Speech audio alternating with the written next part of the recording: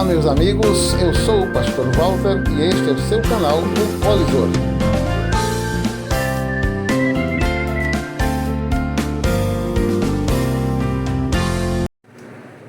Sejam todos bem-vindos para mais um assunto interessante.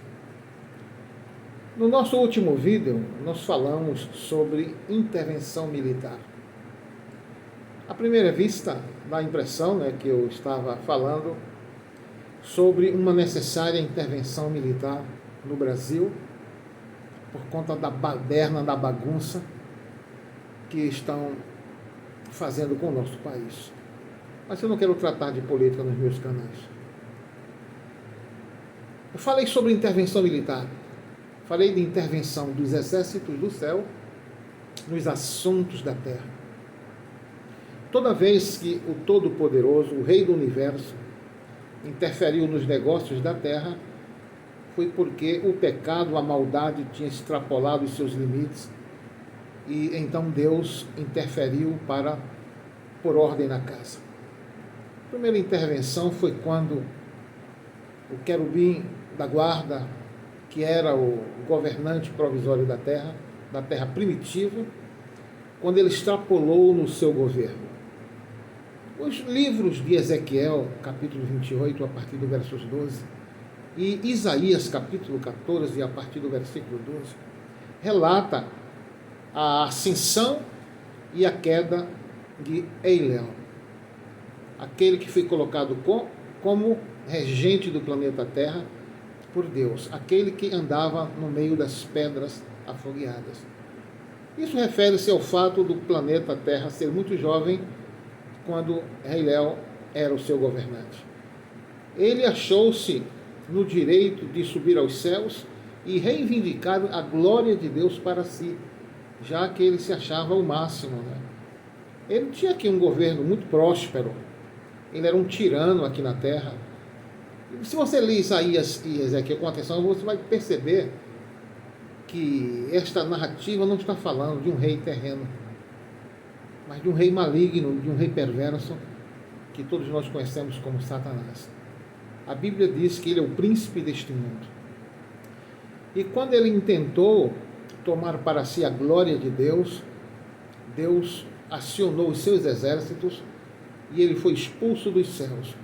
Jesus falou rapidamente sobre isso lá em Lucas 10, versos 18 ou 19, quando ele diz assim: eu via Satanás cair do céu como um raio.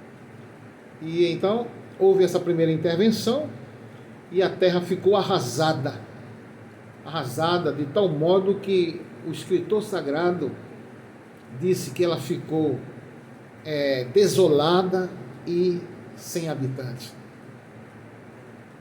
E a segunda intervenção foi durante o dilúvio, quando a depravação atingiu níveis absurdos e Deus interferiu, destruindo a humanidade de então, sobrando apenas Noé e seus filhos, porque ele foi achado íntegro, tanto fisicamente, na sua linhagem humana, quanto na sua moral, no seu caráter. Depois Deus interferiu, destruindo a Torre de Babel. O pecado também estava em níveis absurdos, com o homem tentando ser o governante mundial, uma espécie de anticristo, Nimrod, e Deus então destruiu a torre, espalhou os homens pelo planeta Terra, e à medida que eles fugiam do terror daquele bombardeio, Deus repartiu as nações, os continentes apareceram. Foi um acontecimento assim terrível e pavoroso, que deixou assustado os moradores da terra. Depois ele interferiu em Sodoma e Gomorra e as 8 outras cidades que, depravadas, extrapolaram os limites da tolerância de Deus. E Deus então bombardeou as cidades, tornando-as um amontoado de cinzas.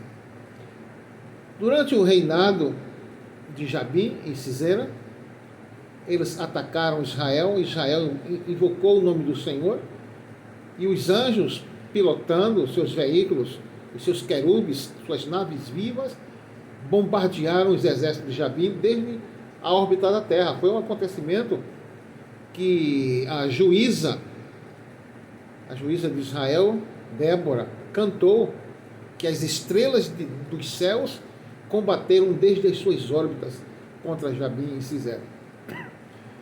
Depois nós vemos os anjos invadindo Jerusalém, num agrupamento de 6 anjos com suas armas destruidoras, separando os justos e destruindo os ímpios de Jerusalém. Então, toda vez que Deus interfere na política da terra, é porque o pecado chega a níveis absurdos. É como o tempo que nós estamos vivendo. Segundo o apóstolo São Paulo diz lá em 2 Tessalonicenses, capítulo 2, versículo 3 em diante, que o mistério da iniquidade ele se manifestará antes da vinda do Senhor. E o que é iniquidade? É um total desapego à legalidade, às leis, o desrespeito às autoridades constituídas, a imoralidade, a depravação, a roubalheira, a corrupção em todos os níveis, que vai fazer com que o Senhor intervenha mais uma vez. Deixa eu ler aqui um texto de Mateus capítulo 22, a partir do versículo 4. Este texto fala das parábolas, da parábola das bodas, quando um rei convida os seus súditos para as bodas do seu filho, e eles recusam, porque os seus interesses não coincidem com os interesses do rei.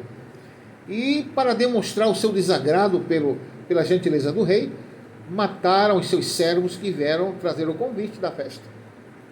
Olha só. Depois enviou outros servos, dizendo: dizei aos convidados, eis que tenho o meu jantar preparado, os meus bois e cevados já mortos, e tudo já está pronto, venham às bodas. Era o casamento do filho do rei. Claro que isto é uma alegoria que fala da união de Cristo com a sua igreja, que acontecerá brevemente nas nuvens dos céus.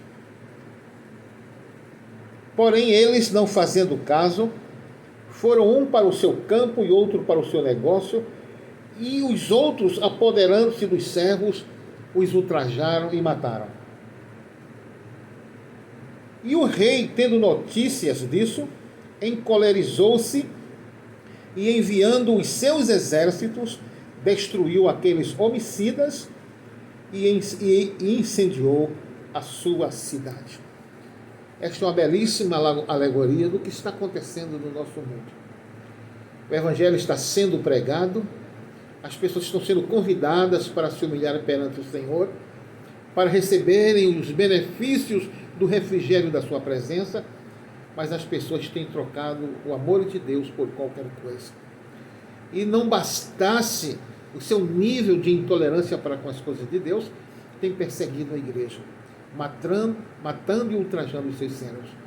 Então, conforme Jesus aqui falou, o rei ficará muito encolerizado e enviará os seus exércitos para dar àqueles malfeitores, aos malfeitores do nosso tempo, o castigo merecido. Lá em Judas 1,14, nós vemos Judas dizer que o Senhor virá com milhares dos seus santos para fazer juízo contra aqueles malfeitores que o ofenderam com as suas duras palavras. Então o Senhor Jesus está vindo com seus exércitos e esta será a última intervenção de Deus na política da terra, porque Jesus Cristo, ao subir na cruz do Calvário e pagar o preço da nossa redenção, ele tomou a terra de volta, mas a terra ainda tem a incômoda presença de Satanás, que não descansa na sua vã esperança de que num golpe de sorte vai destruir Jesus. E nós podemos ver essa teimosia de Satanás pelo que está escrito no primeiro capítulo de João 1,5, quando o evangelista diz que resplandeceu sobre as trevas, e as trevas não admitem isso, não conseguem entender que perderam e continuam lutando e se opondo a Deus na esperança de uma vitória repentina no final de tudo. Lê do engano, porque o rei virá com seus exércitos nas nuvens dos céus e atacará com poderio militar, aéreo, naval e terrestre os ímpios que estarão nesse dia cercando Jerusalém para eliminar da face da terra o povo de Israel. Veja isso em Zacarias capítulo 12. A Bíblia está cheia de relatos onde Deus manifesta o seu poder e Ele está dizendo: eu vou intervir e vocês não vão gostar do que vai acontecer. Veja rapidamente comigo aqui no livro de Pedro, na segunda epístola de Pedro. Sabendo primeiro isto, que nos últimos dias virão escarnecedores, andando segundo as suas próprias concupiscências, e dizendo: onde está a promessa da sua vinda, da sua intervenção? Eles voluntariamente ignoram isto, que pela palavra de Deus, já desde a antiguidade existiram os céus e a terra, que foi tirada da água e no meio da água subsiste, pelas quais coisas pereceu o mundo de então coberto pelas águas do dilúvio. Mas os céus e a terra, que agora existem pela mesma palavra, se reservam como um tesouro e se guardam para o fogo, até o dia do juízo e da perdição dos homens ímpios.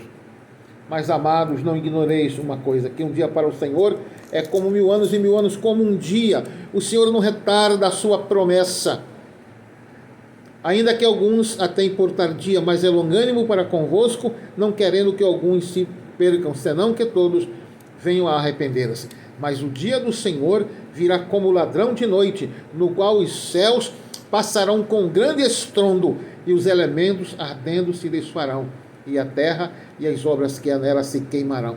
Então, amados, há uma intervenção militar das tropas celestiais, quando o próprio rei combaterá pessoalmente à frente das suas tropas, para livrar Israel da destruição e para pôr fim ao reinado do anticristo e essa pouca vergonha daqueles que acham que Deus é um tolo e que eles podem viver do modo que querem, ofendendo a Deus, sem que isso tenha um troco. Então, o céu interferirá pela última vez. Primeiro, Deus arrebatará a igreja, a noiva do seu Filho Jesus. Depois ele virá nas nuvens dos céus, acompanhado de milhares dos seus santos, para trazer juízo e justiça. E então ele governará 1000 anos. No final destes 1000 anos, Satanás, que já vai estar preso, será solto mais uma vez e fará uma última tentativa para destruir a Jerusalém, e o Senhor permitirá para que nesses dias se manifestem os corações daqueles que não conheceram o pecado pela influência de Satanás. E ali nesse dia ele destruirá os céus e a terra com fogo e criará um novo céu e uma nova terra. Eu sou o pastor Walter. Se gostou deste assunto, dê o seu like. Eu sou o pastor Walter e este é o seu canal, o Polisor.